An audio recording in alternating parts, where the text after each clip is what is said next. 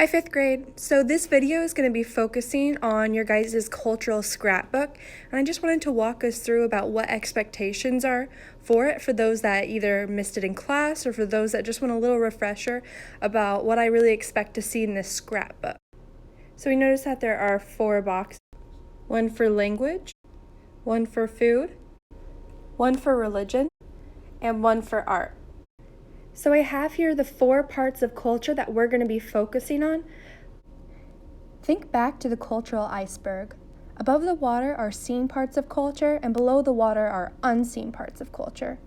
So language, food, and art will be those seen parts of culture, but religion, you may not be able to know somebody's religion or attitude towards religion until you talk to them. So it's going to be a part of those unseen parts of culture. For the sake of this lesson, let's just say that we're trying to figure out how to do a scrapbook for Asia. Looking at language, we could answer 2 questions.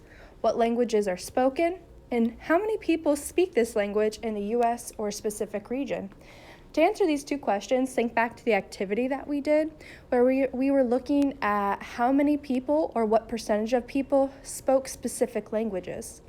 And this is also where you're going to have to use your map skills and think, okay, well, what countries are a part of Asia? Well, you know that China is, and Chinese people, they'll speak typically Mandarin. So how many people in the United States speak Mandarin? Vietnam is a part of Asia. Well, how many people speak Vietnamese here in America? So to answer these 2 questions for what languages are spoken, you should be able to give between at least 2 to 3 answers of other languages spoken that were brought to the United States. However, there could be a lot more that we've also talked about in class or that you find on your own. When it comes to answering that second question of how many people speak this language in the U.S. or a specific region, well, that's where you may have to go back to the link on Google Classroom for language in different regions and think, okay, what percentage of people or what specific number of people speak these languages that I just listed? Next, under food, we answer the question of what food is from here. This is where variety is going to come in handy. So when we think of variety, we think of a variety of foods. So list for me the different kind of meat that they might have eaten here and brought over to the United States. Think about what fruits they brought, what kind of vegetables they brought over, what kind of animals are they bringing over to eat. On Google Classroom, I still have that link that shows you guys the maps of where different foods came from. Our third box is going to focus on religion. Our first question that we have to answer is what religions began here? This is where those videos come in real handy on Google Classroom, where you got to watch about the different religions that the Native Americans had, the ones that started in Asia, along with African religion. And so you should be able to come up with a couple different answers of what religions actually began here.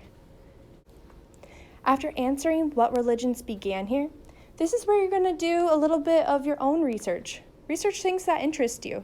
So you might answer questions like, well, what ceremonies do they have in these religions? Do they have special holidays? Or what are their important beliefs? For that last question of what are their important beliefs, this is where you guys may have to do some research. You may find out information about who started the religion. Was it based off of a philosopher like what we see with Confucianism? Or do they believe in any gods? Maybe they only believe in one god. Well, that's something that you could include here in important beliefs. Our final part of culture that we're going to focus on is art. And the first question you can be answering about art is, well, what kind of art was made here? This is where that resource I gave you for the Boston Museum of Arts is going to come in handy. So you can look through the different tabs and see, okay, well, did they have sculptures? Did they have like portrait paintings? Did they use clay at all to make anything? Did they use metal? You're going to be answering those questions here. So what kind of art was made here? After answering that first question of what kind of art was made here, then you might answer questions like, who were artists from this continent? You can get that kind of information using the Boston Museum of Art's website. Then you might think of, well, what is a common art practice here? Answering that second question of what is a common art practice here is a little bit more tricky because that's where you guys are going to have to start making inferences. So you might look back to the activity we did in class where we looked at different kinds of art, from the Russian stacking doll to pottery maybe by the Lakota to the Navajo rugs, and look back and think, okay, well, what does that art have to do, what does it have in common with the Boston Museum of Arts? And start to make those connections. Well, think, okay, well, I noticed that for Asia, maybe they used thicker lines inside of their drawings. Maybe their focus was on nature scenes. Maybe they also focused on warriors and maybe emperors and the wealthy. Those are all common art practices that you could include inside of this box. So I just walked you through the 4 parts of culture that we're focused on for this unit: language, food, religion, and art. When you do your final edits of your scrapbook, please don't forget to add your name. Then go ahead and start adding more pictures. Maybe you were very interested in learning about the food of Asia. We'll include pictures about food. Maybe you saw a beautiful piece of artwork from Asia. Well, put that in the background then, or add another image. There's a lot of different ways that you guys can edit this scrapbook to really make it your own. So, any questions? Email me at mkelleher@rivendellschool.org. And good luck!